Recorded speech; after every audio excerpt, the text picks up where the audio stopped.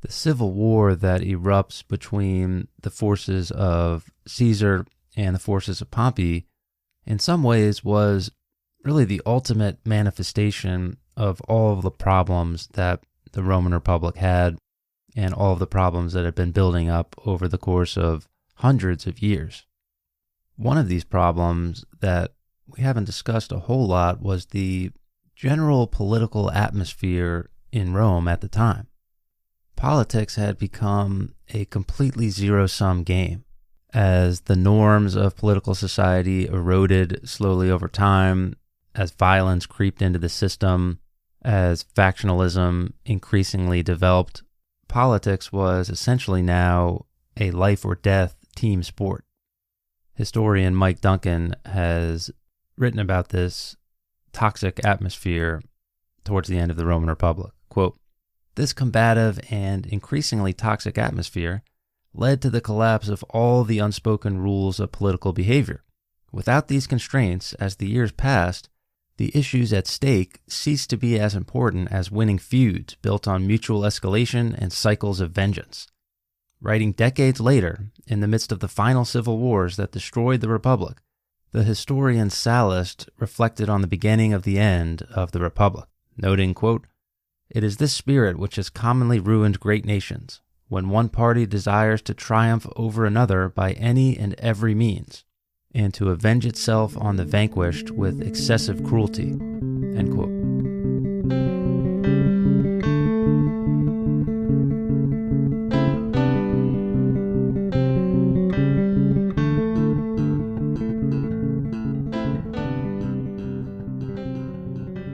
It's worth pausing and reflecting here before we get into this civil war that both Caesar and Pompey felt like they were the ones that were saving the Republic. Much like Sulla and Marius before them, or Tiberius Gracchus and the Senate before them, both Caesar and Pompey felt like they had the true mandate to be in charge, and they had the mandate to be the saviors of the Republic. And it's possible that they both had good arguments. Pompey didn't want to disband his army first, and he didn't want to leave a powerful genius like Caesar in charge, and he could also convincingly state that Caesar was ignoring the will of the Senate. The military rule that Caesar had was essentially expired, making him an outlaw in the eyes of the Senate, and Pompey felt like he had the backing of the traditional system of governance that the Republic had used for hundreds of years. Now, Caesar could point to Pompey refusing to disarm and say, look, this guy's not disarming first. Why would I disarm? He could also point to Cato and others who had prevented Caesar and some of Caesar's allies from trying to get through laws and reforms that Caesar wanted to get made. Some of the tribunes in Rome that were loyal to Caesar had no choice but to flee towards Caesar, as the Senate had basically declared a national emergency in order to ensure the loyalty of all public officials and make sure everyone was on their side and not Caesar's side. Historian Edward J. Watts says that the conflict between Caesar and Pompey had both political issues at its heart, but also personal issues. He says, quote, "The struggle between Caesar and Pompey had both personal and political components. Pompey's condescension and unwillingness to recognize that Caesar's achievements in Gaul were similar in scope to his own conquests in the East irritated the proud commander. Caesar also saw that the political steps Pompey's allies had taken to deprive him of armies, to prevent him from running for office, and ultimately to force tribunes to flee before Caesar was declared a public enemy, represented profound violations of all of the Republican norms they claimed to be defending. But to Pompey and his supporters, Caesar represented an overly ambitious figure, willing to do whatever was necessary to rise to prominence in the state.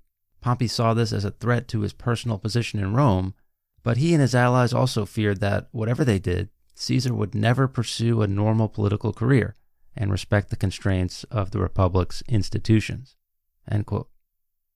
Both men had a legitimate claim to what they were doing, and when neither side could compromise, neither side negotiate, It became time to settle differences with swords and shields rather than political arguments.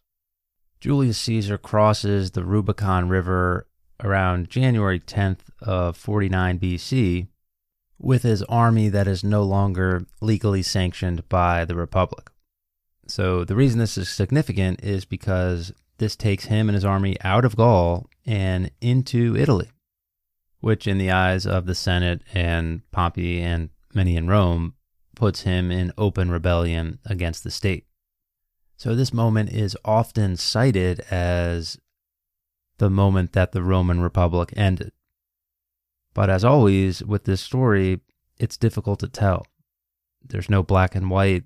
There's a lot of gray area. The lines between good and bad can get pretty murky because at the end of the day, you can say that the Republic ended at a lot of different phases of this story. Some might say it was the murder of the Gracchi brothers and the refusal of the political elite to allow those reforms to take place. Some would say it was the failure of the Senate over decades to respond to corruption and economic issues throughout the Republic. Some might say it was Sulla marching on Rome and his subsequent executions and property confiscations.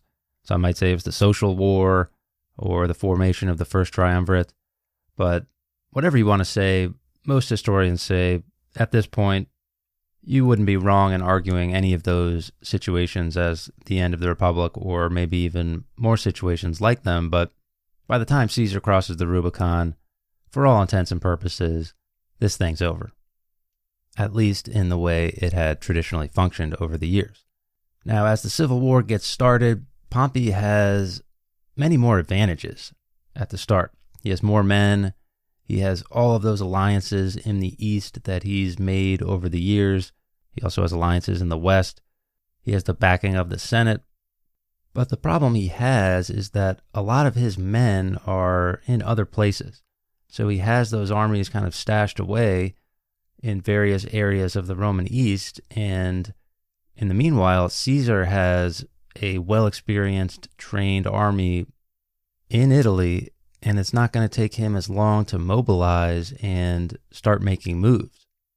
Caesar moves quicker than anticipated. He storms into Italy before Pompey can maneuver. Pompey and the Senate have to flee to Greece amid a total panic in Rome. And relatively quickly, Caesar now controls Rome and, maybe more importantly, the treasury.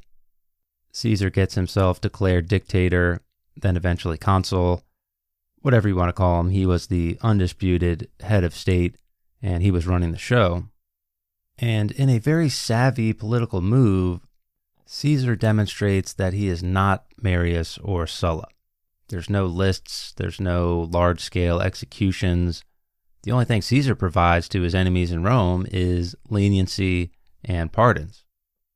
This is a huge political victory for Caesar in terms of the ordinary people in Rome, as far as the hearts and minds of the people, because he's pulling the rug out from under Cato and the Senate, who had been depicting this guy as a horrible dictator who was going to come and destroy everything and destroy the values of the Republic.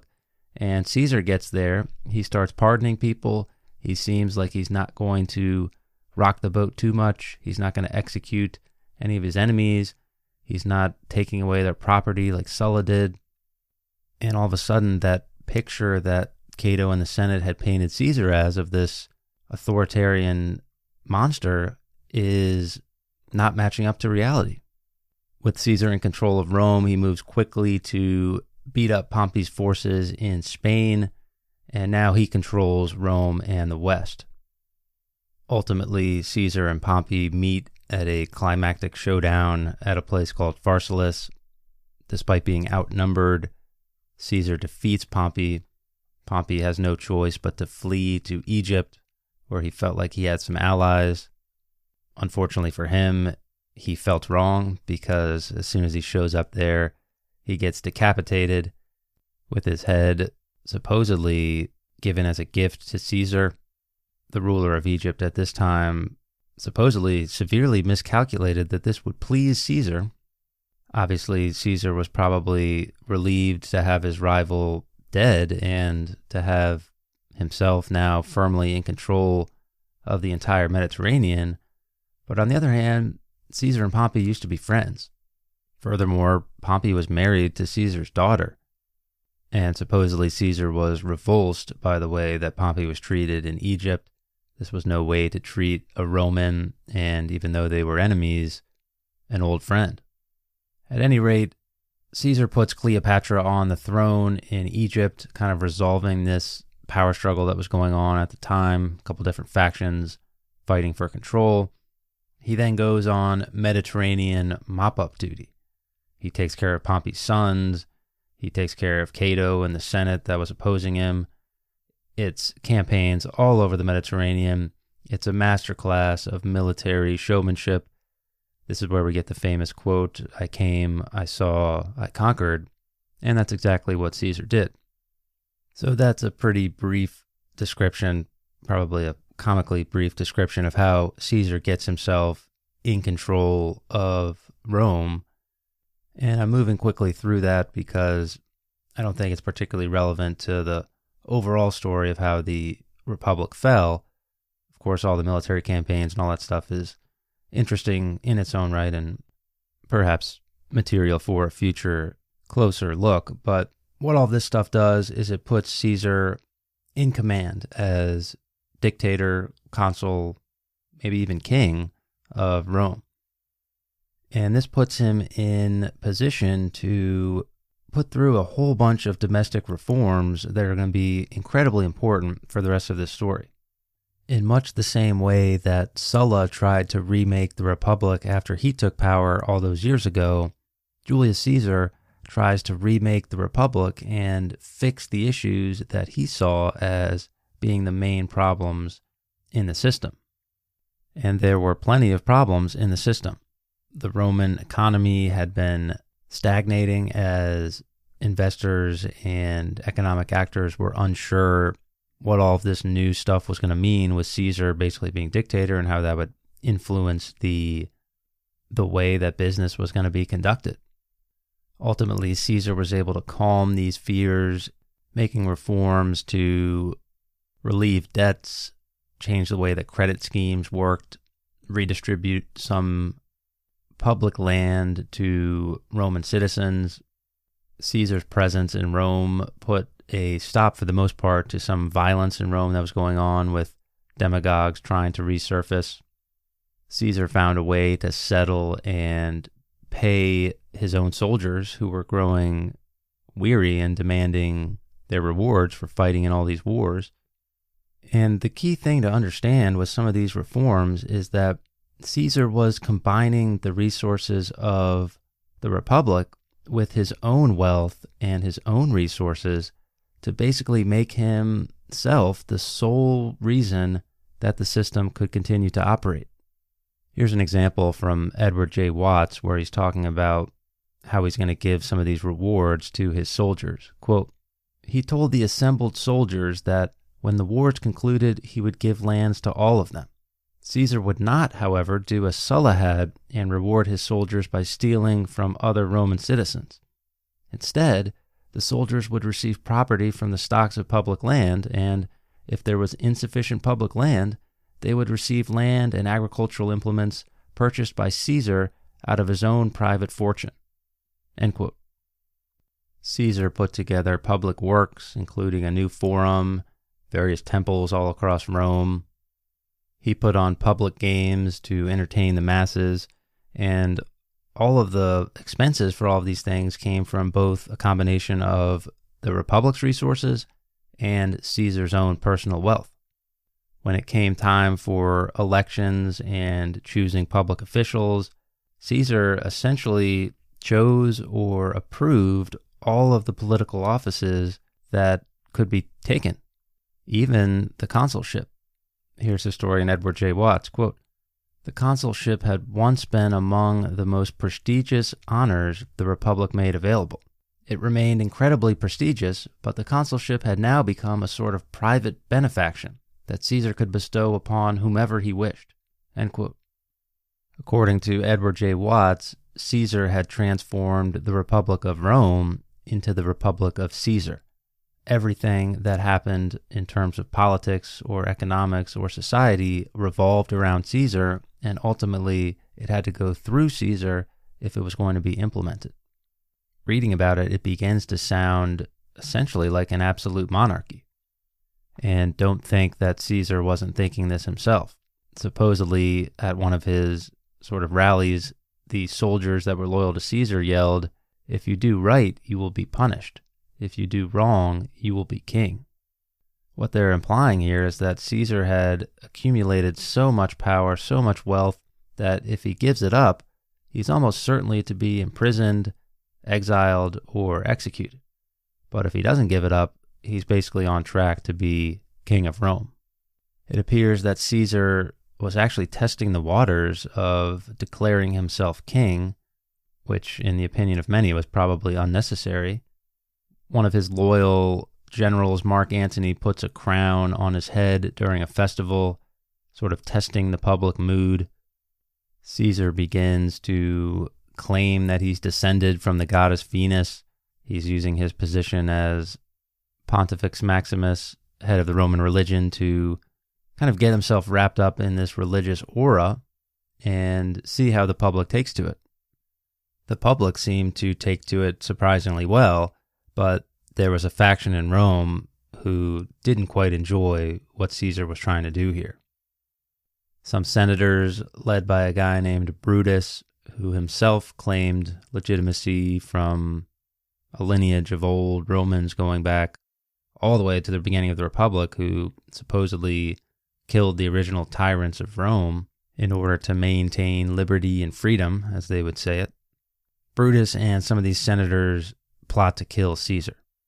In their eyes, this would save the Republic from tyranny and dictatorship.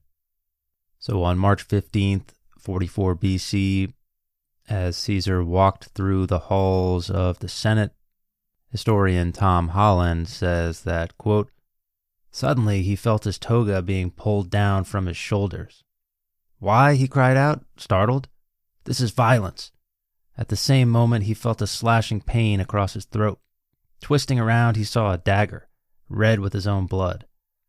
Some 60 men stood in a press around him. All of them had drawn daggers from under their togas. All of them were well known to Caesar. Many were former enemies who had accepted his pardon, but even more were friends. Some were officers who had served with him in Gaul, among them Decimus Brutus, commander of the war fleet that had wiped out the Phoenicians. The most grievous betrayal, however, the one that finally numbed Caesar and stopped him in his desperate efforts to fight back, came from someone closer still. Caesar glimpsed, flashing through the melee, a knife aimed at his groin, held by another Brutus, Marcus, his reputed son. 'You too, my boy?' he whispered, then fell to the ground. Not wishing to be witnessed in his death agony, he covered his head with the ribbons of his toga. The pool of his blood stained the base of Pompey's statue. Dead, he lay in his great rival's shadow." End quote.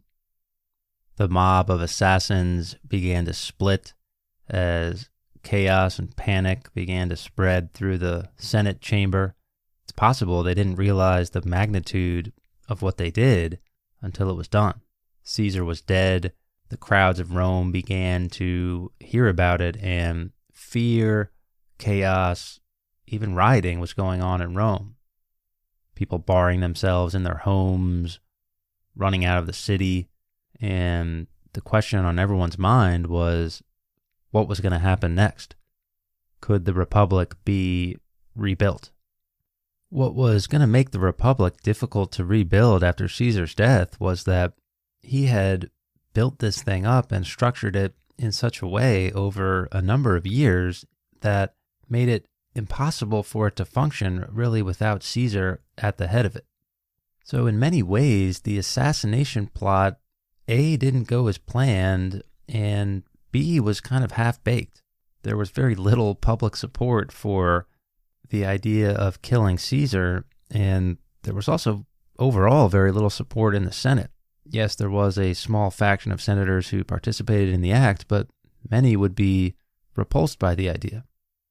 Historian Edward J. Watts goes over some of the other issues with the assassination. Quote, "At that moment, Brutus, Cassius, and their fellow conspirators realized that they truly understood neither what Caesar had accomplished by restoring stability to the capital, nor what their fellow citizens thought about it. It now dawned upon them that the tyrant they thought they had killed had also served as the dam that held back the chaos of an empire yet to emerge from civil war.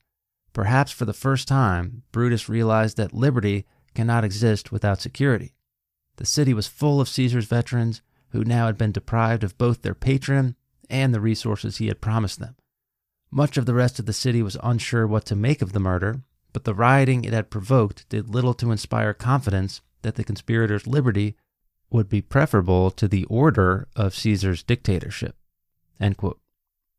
So we're now starting to see this final measurement that's being taken where people have to turn the dials of what do they prefer more, true liberty or a orderly and non-chaotic society to live in. So this idea of liberty with chaos, which is something that if Brutus and those senators who conspired to kill Caesar succeeded, that's probably what would happen, or Caesar representing order without liberty. And for many, the idea of liberty didn't seem particularly appealing to many while riots and angry veterans of Caesar roamed the streets.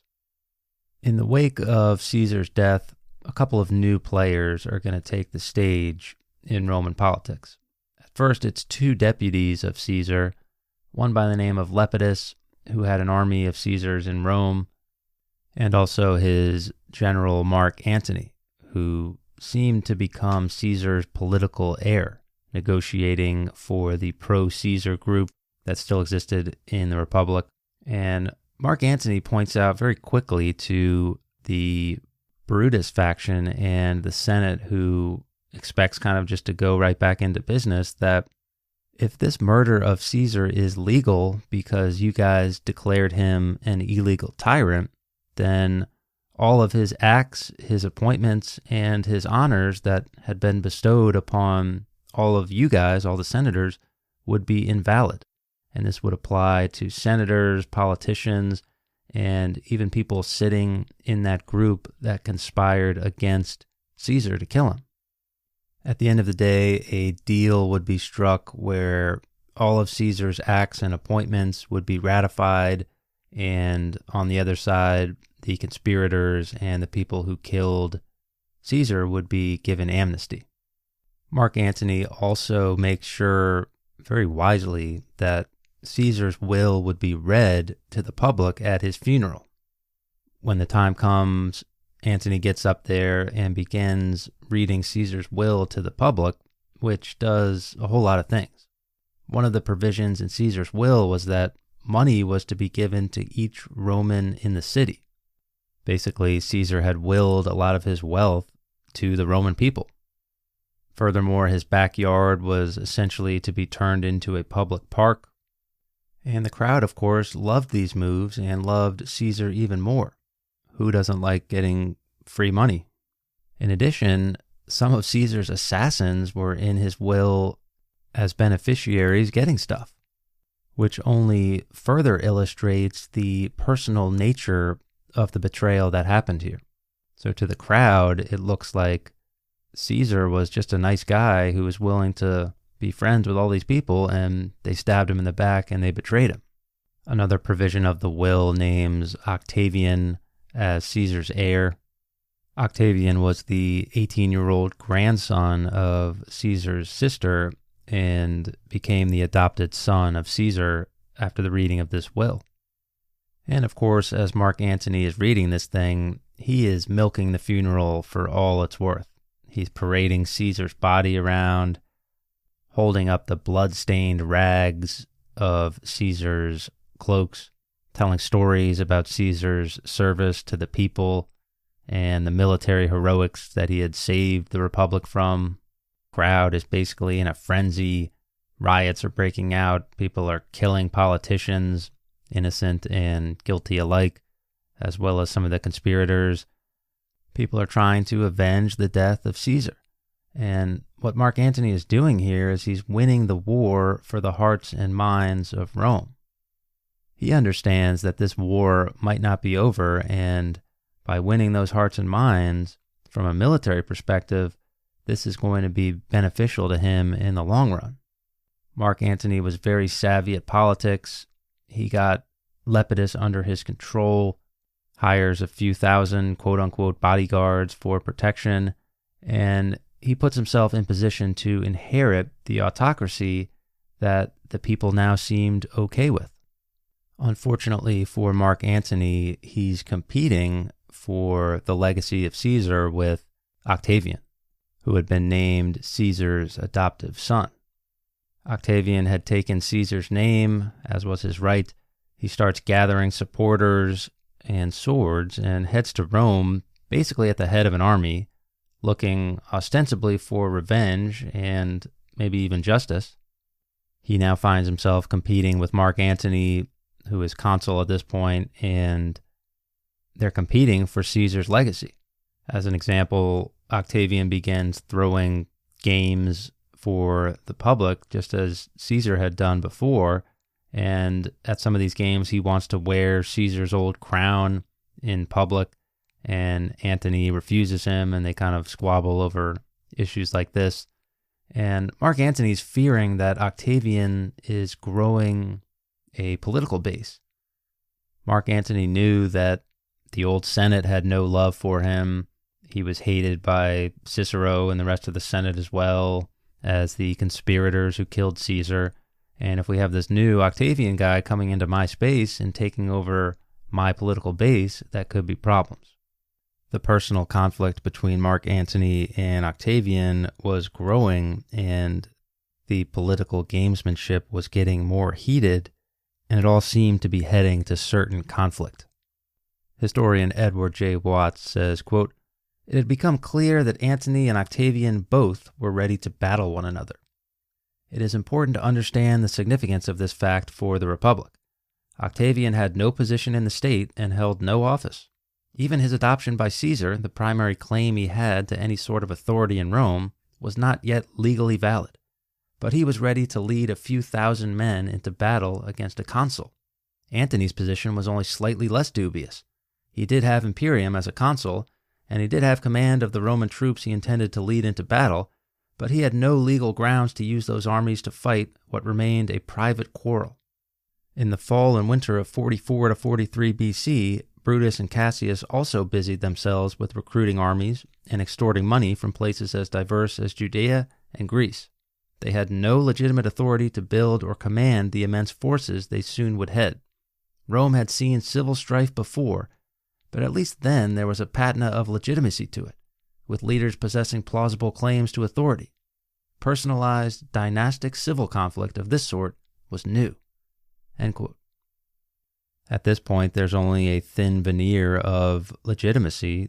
Well, there is no veneer of legitimacy at all to any of this political violence. Octavian isn't a senator or an elected official. He's just a dude with an army and a powerful dead uncle.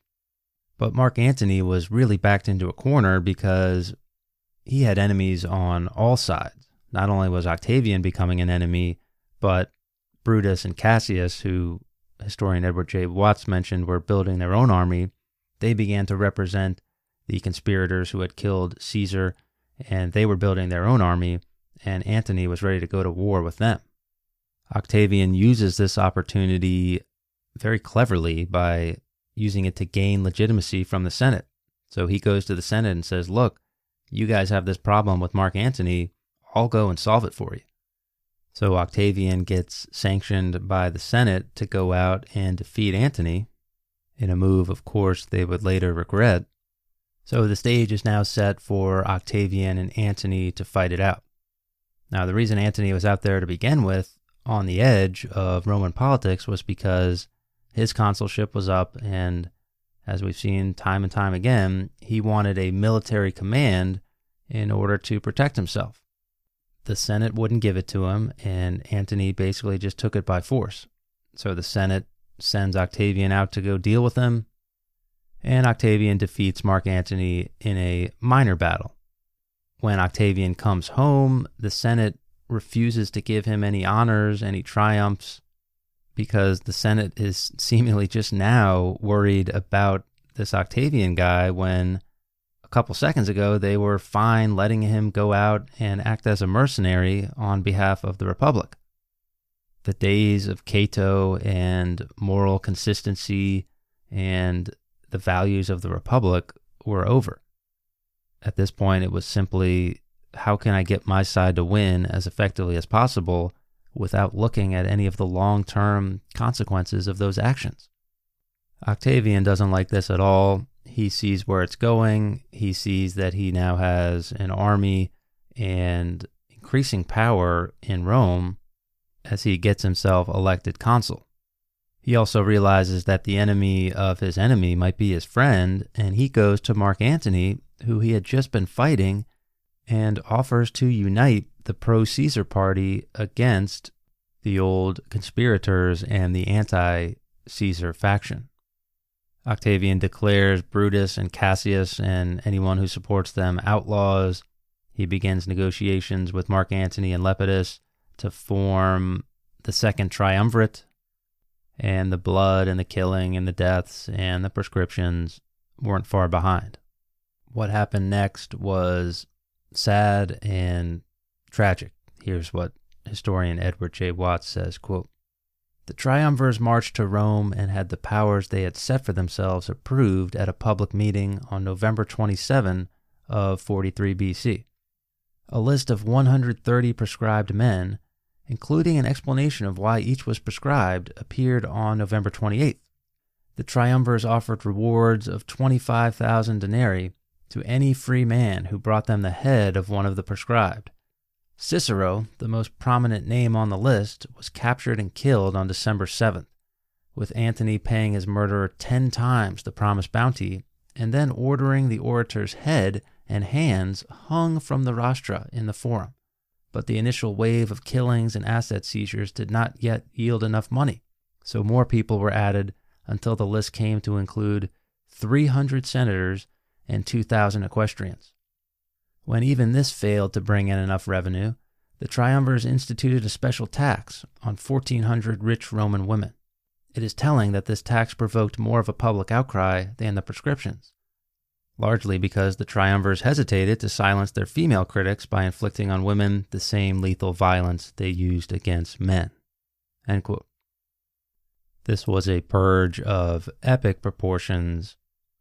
Cicero famously having his head and hands essentially nailed to a wall. In Marc Antony's view, Cicero finally got what he wanted, a prominent spot in the forum where he could be the center of attention. Meanwhile, Brutus and Cassius were doing virtually the same thing in the East. They're trying to gather their resources. They're trying to muster what they need for this coming war. But the problem is they're hopelessly outmatched. The combination of Octavian, Marc Antony, and Lepidus takes down Brutus and Cassius, and the second triumvirate now has to figure out how to divide Rome. Historian Edward J. Watts talks about this division of the empire. Quote, "There was no system in Rome that could control what the victorious triumvirs would do with the armies that were still personally loyal to each of them. This was particularly dangerous because a clear hierarchy developed among the triumvirs. Antony took authority over both Gaul and the East, the two regions from which successful generals had previously seized power in Rome. Octavian got control of much of the rest of the West, while being forced to run Italy amid the social and economic chaos unleashed by the discharge and settlement of waves of veterans whose terms of service in the triumviral armies had ended. Lepidus, now clearly in third place, was given control of Africa. This was not a sustainable arrangement, and everybody knew it." End quote. Eventually, Lepidus would end up slowly but surely taking himself out of power with a series of bumbling moves, and Octavian would simply demote him, removing him from the triumvirate completely. Poor Lepidus. And it became clear that there was going to be a conflict between Octavian and Marc Antony. The zero-sum nature of Roman politics and the way they split up this Roman system was sure to lead to conflict. As we said, Marc Antony was in Egypt. That's where he kind of set up his base. He became bogged down with Cleopatra, seemingly making odd decisions.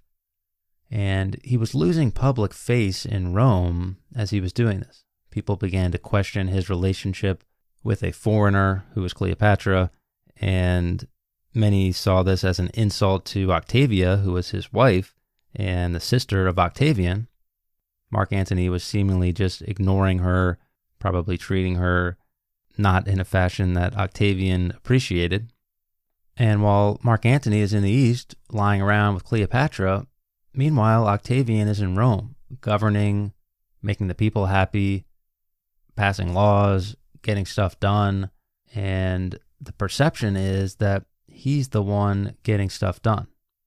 Octavian was also running complex propaganda schemes where he juxtaposed what he saw as pious and virtuous Roman values and associated them with himself, and he juxtaposed those with some of these foreign vices that were not considered Roman, and he associated that with Marc Antony. An example of how he did this was with Octavia, Marc Antony's wife, and Octavian's sister, where he was trying to juxtapose the virtuous Roman women with the foreign temptress, and he was doing this to great effect in Rome. Eventually, Octavian was ready to go to war with Marc Antony to finish this once and for all, but he felt like he needed some extra authority to go to war against another Roman. So he issues what's known as the Oath of All Italy, where he basically makes the people of Italy and the Western Mediterranean swear allegiance to him. According to Octavian, it went something like this, quote, "Of its own accord, all of Italy swore allegiance to me and demanded me as leader. The provinces of Gaul and Spain, as well as Africa, Sicily, and Sardinia, swore the same oath." End quote. It probably wasn't as voluntary as Octavian makes it seem. Many people probably supported what Octavian was doing, but many also probably feared that if they ended up on the enemy list, we've already seen what Octavian's going to do to his enemies. With the quote-unquote support of the people of Italy, Octavian now has the authority to go and defeat Marc Antony, who retreats to Egypt, eventually committing suicide around August 1st, 30 BC. Cleopatra would follow him into the grave in a similar fashion. Octavian is basically conquering Egypt. He's using that wealth to pay debts, redistribute gifts to the people, and provide benefits to the Roman people. And he makes sure that the Roman citizens know that these benefits are coming from him, not the Republic. These benefits are coming from his private funds, and they are bestowed to people at his discretion. This was a move he pulled numerous times, including with issues whenever there was issues with the grain supply or food distribution. Octavian would solve these problems by using his own personal resources. At this point, with Octavian, the undisputed master of the Roman world, the Republic was coming to a slow and agonizing death. Octavian, realizing this and sensing an opportunity, begins to design an imperial system to replace the Republic. Eventually, Octavian would make his case to the Roman people, and you have to hand it to him. He was pretty convincing.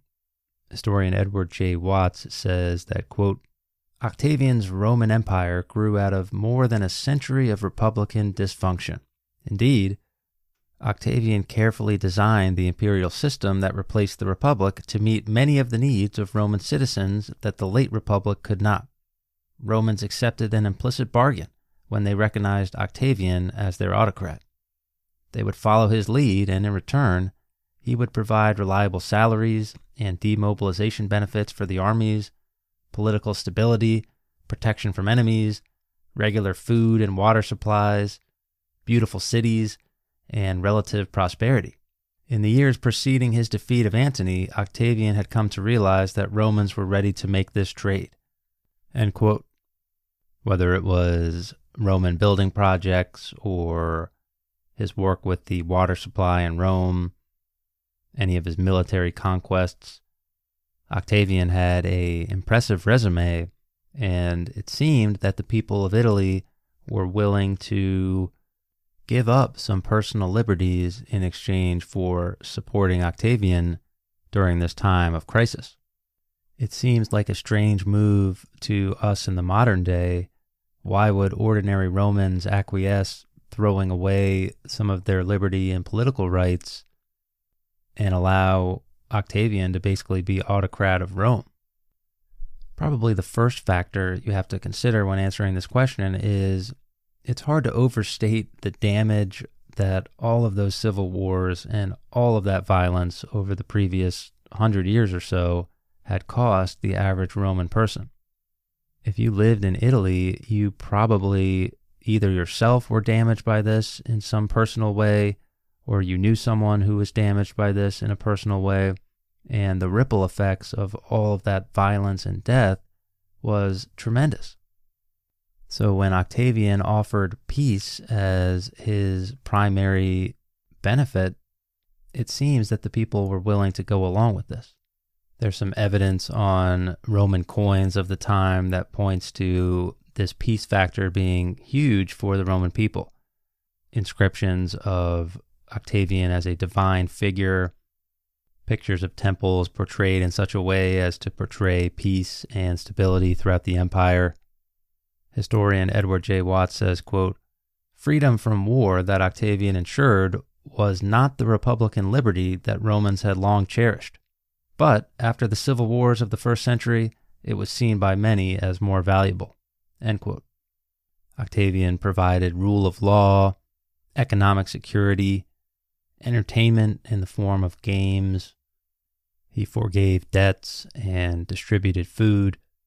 And perhaps most importantly, he did all of this in a business-as-usual manner. Elections went on, political positions were filled, consuls and praetorships and senators still held some level of decision-making. The thing was, ultimately, it was Octavian who was able to approve of everything and have the final say if he needed to have the final say on something. This gave Octavian ultimate power, and it also insulated him a little bit from when things went wrong. So if things went wrong and the Roman people didn't like something, then Octavian could just blame the Senate or blame some of these political appointees. Historian Edward J. Watts says, quote, "If things worked as they should, Octavian and the magistrates whose selection by the Senate or the people he approved would share credit. If something went wrong, however, the problem could be blamed on an ineffectual senatorial administration, and Octavian could then step in and use his personal authority and his private wealth to correct it. In this way, Octavian remained indispensable, even when he had stepped back from direct control over such responsibilities as the food supply and the supervision of elections." End quote. Octavian becomes Augustus Caesar in 27 BC, the first emperor of Rome, claiming unelected tribune powers, basically trying to show himself as the representative of all the people. And with that promise of peace and stability under a strong and capable leader, the final nail in the coffin of the Republic was hammered down. Augustus Caesar was certainly the last nail in the coffin of the Roman Republic, but the downfall of the Republic was a long and slow process that lasted for hundreds of years for a variety of reasons. You could point to the constant war that Rome seemed to find itself in after the Punic Wars. You could point to imperial and foreign entanglements all across the Mediterranean and the negative effects that that had on the politics and the citizens of Rome.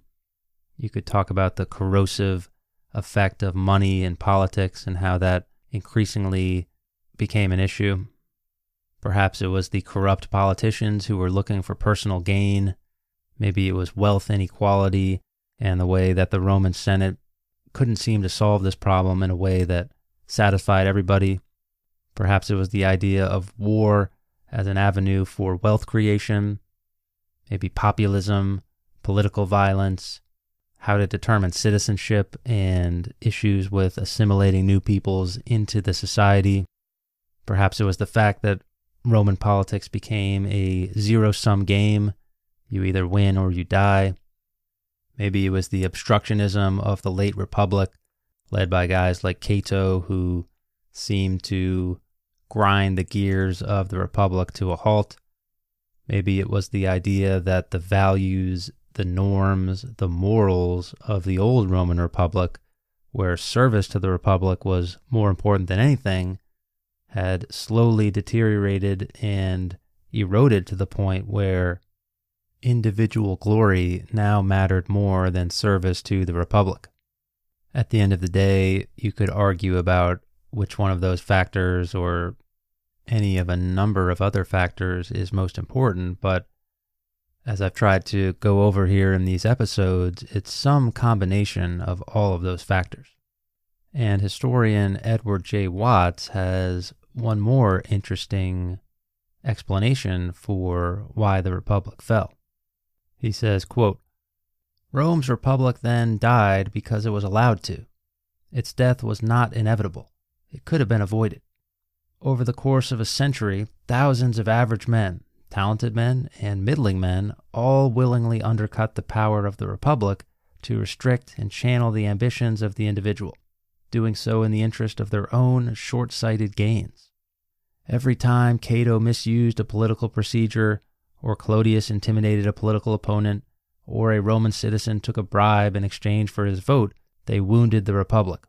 And the wounds festered whenever ordinary Romans either supported or refused to condemn men who took such actions. Sulla, Marius, Caesar, and Augustus all inflicted mighty blows on the Republic, but its death was caused as much by the thousands of small injuries inflicted by Romans who did not think it could really die. When citizens take the health and durability of their Republic for granted, that Republic is at risk." End quote.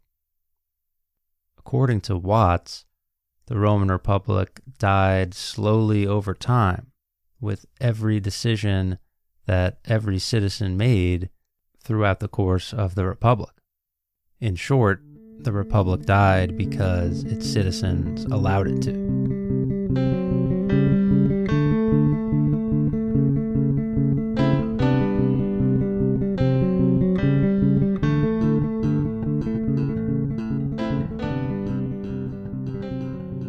Okay, so that does it for the series on the Roman Republic and the downfall of the Roman Republic. So thank you for listening as always. This one was tough to do.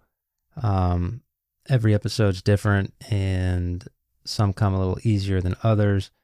This one was pretty tough, but I'm hoping that if you made it this far, if you're still listening, then hopefully you got something out of it and enjoyed at least part of it. So even if you didn't enjoy it, thanks for listening and making it through. It's been great to hear from a lot of you guys from really all over the world by email, which is awesome. I've had a lot of cool conversations with many of you guys. So if you have comments, criticisms, questions, feel free to email me, reflectinghistory@gmail.com. You can also go on iTunes if you want, rate or review the podcast. It doesn't take long, and it actually helps quite a bit as far as getting the podcast out there to more people. So that's it for me. Thanks for listening.